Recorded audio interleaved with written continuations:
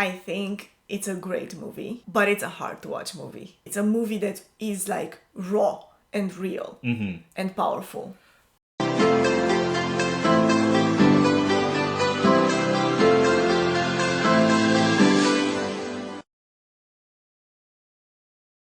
What's up everybody, I'm Rick. And I'm Anna. And welcome to our bucket list channel, a channel in which we try to realize the goals and dreams that are on our bucket list. Today we're working on one of those goals, which is to watch every movie that was nominated at the Academy Award from 1927 to 2028. For Best Picture. Yes, nominated for Best Picture, of course. Yeah. So today we're going to be reviewing I'm a Fugitive from a Chain Gang, the 1932 movie. So the way we're going to be doing that review is the same way we always do them. The first part is going to be spoiler-free, and then the second part will be spoiler-filled, meaning that we will dive deeply into some of the elements, some of the story points and the movie, not necessarily giving you guys the whole story. But if you don't want to get spoiled, don't worry. We will warn you before we get to the spoiler section. At the very end of the video, we will also be continuing our ranking for this year of the Academy Award. So this would be the 6th Academy Award year, 7th that we do in total. So we've watched now 36 movies and we've been ranking them per year. So for the 6th Academy Award, we're going to be ranking all of the movies from that year. We've already done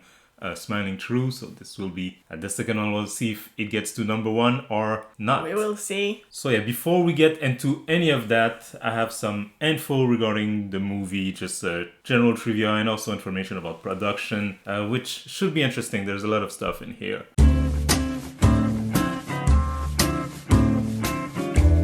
So I Am a Fugitive from a Chain Gang, 1932 movie by Warner Brothers. Came out on November 10th, 1932. It is based on Robert Elliott Burns' autobiography of a similar name, I Am a Fugitive from a Georgia Chain Gang. His true life story was later the basis for a television movie, The Man Who Broke 1,000 Chains, starring Val Kilmer, in 1987. Wait, this is a real story, this movie? Yeah, based on his autobiography.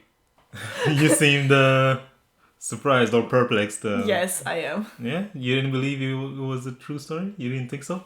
I mean, I thought it's definitely the kind of story that you'd hear of that happens, but I didn't think that it's like a particularly true life story of someone. Yeah, it was directed by Mervyn Leroy, who also did 5-Star Final, which in our personal ranking was number one last year. Yeah, exactly. And stars Paul Muni as James Allen. I only pulled up his name because he's the star. You know, it's pretty much a movie about the one person. Here are some production information that I have for you that I thought was interesting to pull up. Most of this is taken from Wikipedia. Despite Jack Warner and Daryl Zanuck's personal interest in adapting the book, the Warner Brothers story department voted against it with a report that concluded this book might make a picture if we had no censorship, but all the strong and vivid points in the story are certain to be eliminated by the presence of the censorship board. The story editor listed specific reasons for not recommending the book to be made into a movie, most of them having to do with the violence in the story and the uproar that would be sure to explode in the South. In the end, Warren and Zanuck had the final say, and so they approved the project. Roy Del Root, who was the highest paid director for Warner Brothers Studio at the time, was assigned to direct the movie, but he refused the assignment, and in a lengthy memo to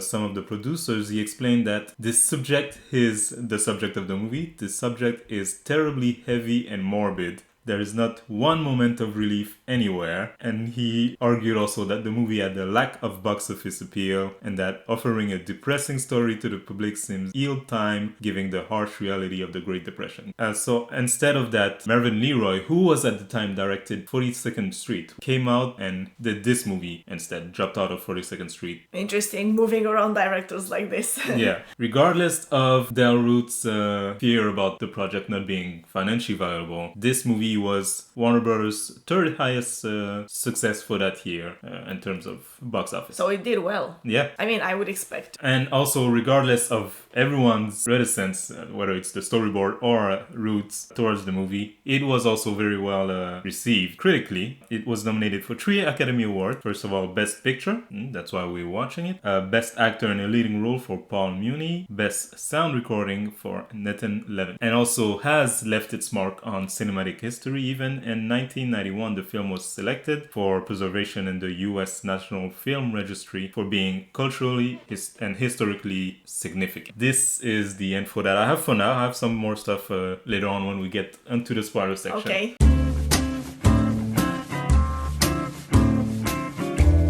Without spoiling it, can you tell us, did you like this movie? I have to say, I think it's a great movie, but it's a hard to watch movie. I kind of agree with what the director who dropped out said in his memo. This is a heavy movie. There's no moment where you feel like things are going up. From the beginning, throughout most of the movie, it's pretty grim, as they say. Or did you not enjoy it, or did you just find it heavy? That's the thing. I can't really say that I enjoyed it. Like, it's a movie that got me frustrated. At times, it got me angry, with what's happening. But at the same time, I still think it's a great movie. It's a movie that is like raw and real and powerful. But I would say that this is the point of the movie. Yeah, exactly. I feel like you're not getting the message if you don't leave angry. Yeah, exactly. And so, in that sense, it's not so much that the movie is so bad that it makes you angry, but rather the subject matter. The movie is great, but the subject is heavy. So I only pulled out Paul Mooney as an actor because most of the story revolves around his character. What did you think of his performance? I thought he was really good in this role. I say in this role, we haven't seen him in other roles. Yeah. But yeah, I thought he did a great job. And especially towards the end, where you can tell that his character like developed and became more complex and now has like all of these experiences that he lived through. You can see that reflected in his acting. And yeah, he was nominated for Best Actor. So people at the time also thought he did a great job. I also think he did a great job in this case. And really to be able to carry the whole movie like that, because again, most of the time it's only him that is the center stage. So to be able to carry a movie like that, you have to be somewhat good. I enjoyed his performance. I didn't say my piece, but I, if you can say, enjoyed this movie in the sense that like it was a good movie. It was a movie that I would definitely, watch. Would I watch this again? That's a hard question. It's a hard question. It's definitely not something that I regret watching. And it makes you think. It makes you angry at a lot of time, but still a great movie in my opinion. What about the sound and feel of the movie? That's an area that I thought they did a great job reproducing some of the set pieces. I think we can say that much. A lot of the movie happens in a gel kind of environment. The way they reproduce that is also very effective in my opinion. Yeah, I think so too. With the typical background noises of a jail, of a prison. Those I think worked really well, but also some of the scenes are shot on industrial sites. Those I feel like they can't be easy to do given the times. Yeah. When you have to overlap like voice recording over those loud noises. Machinery sound. Exactly. But they did a great job. Like you can clearly hear the background noises, but you can also clearly hear everything that everyone is saying, and it sounds very natural. Yeah, I think so too. Like I said, a lot of these inside, but also outside the set piece, like you say, like on construction site and stuff like that, were really, really well done. And you also feel the sense of scale because the movie happens in different areas of the US. And so you can feel it by using these a lot of these outdoor scenes, Yes. We talked a bit about the performances, the story, etc. But I think like we're kind of stifled here without being able to spoil. So let's move into our spoiler discussion. If you guys don't want to get spoiled, I invite you to like this video and come back for our next one. Unless you want to skip directly to the ranking, then the timestamp will be in the description below.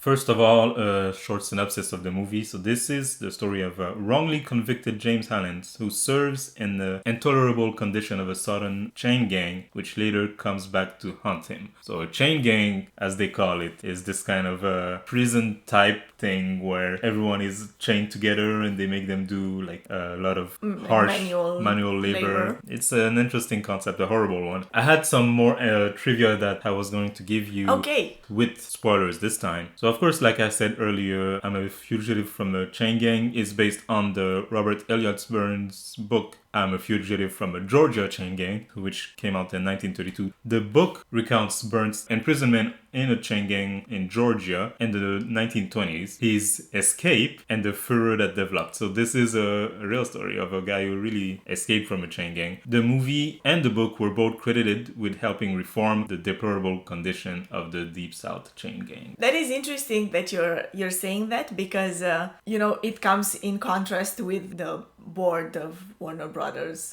whatever, who wanted to refuse the movie because of the subject. Mm-hmm. But really, then you hear like, no, we made the movie and it had an impact. Yeah, which is what you would want as a exactly. producer and director, One interesting element, and maybe we can start our conversation after that, the final line of the film, where he's talking to the girl he loves, and she asks Jim, how do you live? And he says, I steal, which is the final line of the film, is one of the most famous closing line in a movie. And as soon as he said that line, I thought, wow, this is good. This is a good line. Like, it had an impact on me, and especially because he says, I steal, as the final line. This is how I survived now, which is the crime that he was wrongly accused of at the beginning. And that started all of this. So it's kind of interesting. But you know what? When I heard that line at the end, you know what it made me think of? What? Shawshank. Yeah. Like, it's a similar concept. Not a spoiler for Shawshank, but the concept. A lot of this movie is a bit reminiscent of Shawshank, especially in terms of like... Not a lot. There are elements. But this this idea that he was wrongfully accused of a crime, but then he ends up doing it, having to commit a crime. Yeah. It also goes with this whole idea that people often talk about, which is that sending people to jail often makes them criminal more than reforms them. Yeah, exactly. And here it's not in the sense that he learned in jail from other criminal how to be criminal. No, the system pushed him, made it impossible for him to make a living in any other way than by having to steal, resort to crime. Exactly. Most of the movie is about this guy running from the law after escaping from a chain gang, and a lot of these elements reminded me of Les Mis, because he escapes prison and rebuild his life, become a respectable member of society, but your past always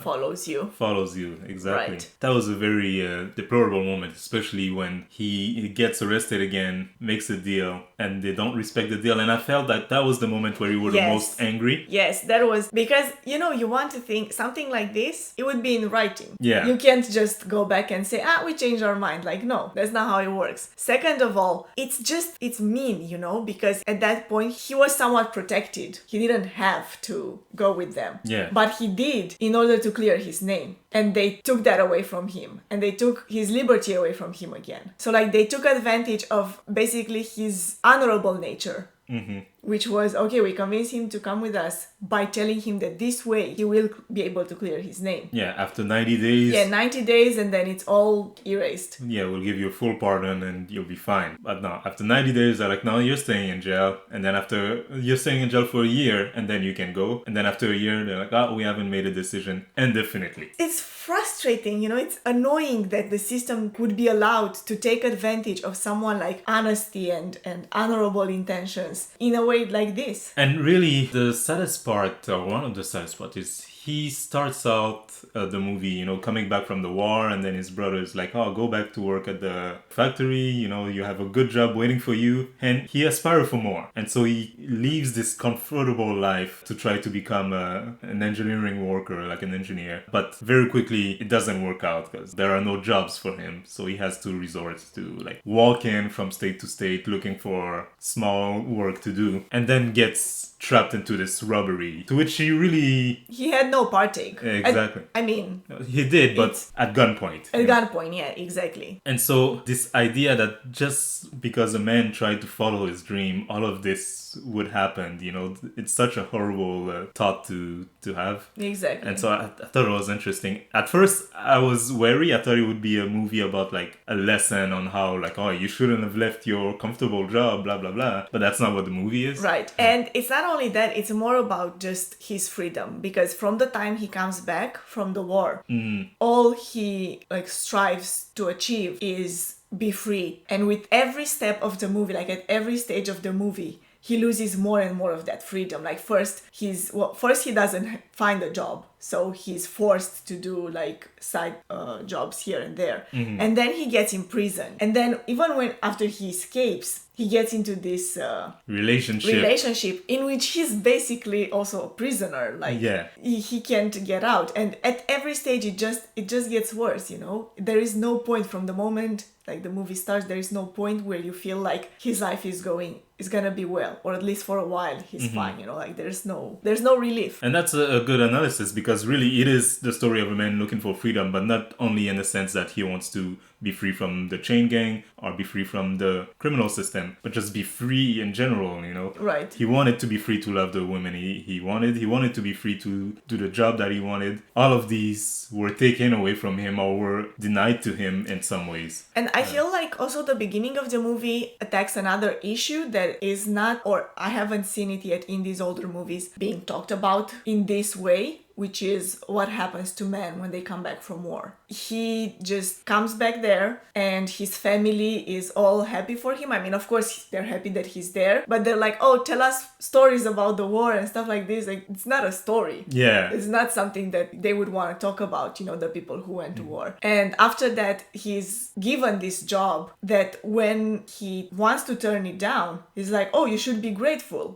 Like, anybody would want this job. Like, what? I should be grateful that someone is forcing me to do a job, or like that the situation is forcing me to do a job that I actually don't want to. Like, I don't need it. I don't want it. And to think, like, this is a decorated soldier from the war, right, you know, exactly. proven his courage, fought for his country, but he comes back and there's nothing for him, and the sense of like support to do what he wants to do from his family or from the state, or even any kind of financial support from the state once he decides that he doesn't want to do that job, you know. Right. And also I feel like that is best reflected at the moment in the movie when he wants to sell his medal, and that's how much would you take for this. It's like a war like decoration. Yeah. And to him it was probably the most important thing that he had achieved in his life up until that point. But like the store owner shows him a box full of them, like it's worth nothing. So everybody's been selling them, you know. It's been a hard time for everyone. But yeah, this is definitely a grim movie. This is a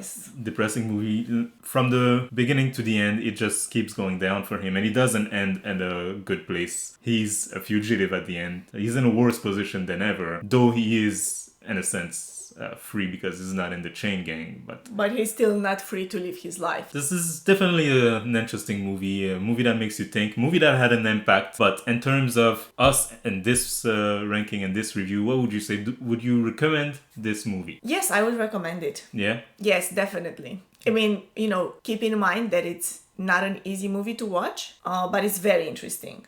Great movie. I think once again, same director as 5-Star Final, and he's good at conveying a message. Right. And you get the message here as you got it when you watch 5-Star Final. So definitely a recommendation on my part too.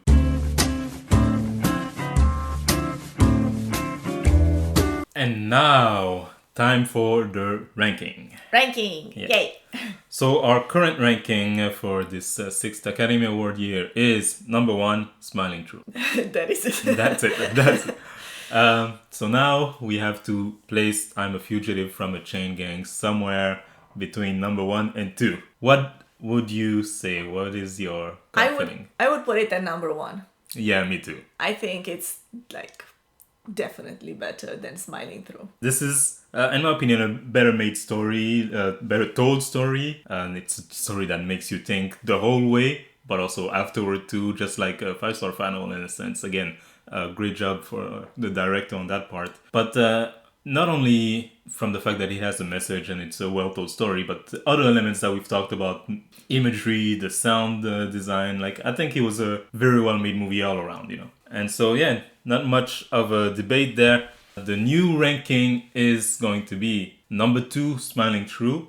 Number 1, I'm a Fugitive from a Chain Gang. Thank you for everyone who watched our review of I'm a Fugitive from a Chain Gang. This review was part of our goal to watch, again, every movie that was nominated at the Academy Award for Best Picture from 1927 to 2028. This goal itself is part of our bucket list of 101 goals that we want to achieve in our lifetime. If you want to see us work on those goals, I invite you to subscribe to this channel. Subscribe! Yeah.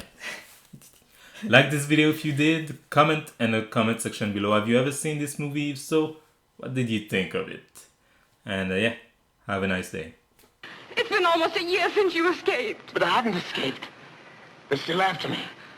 They'll always be after me. I've had jobs, but I can't keep them. Something happens, someone turns up. I hide in rooms all day and travel by night. No friends, no rest, no peace. Oh, Jim. Keep moving, that's all that's left for me.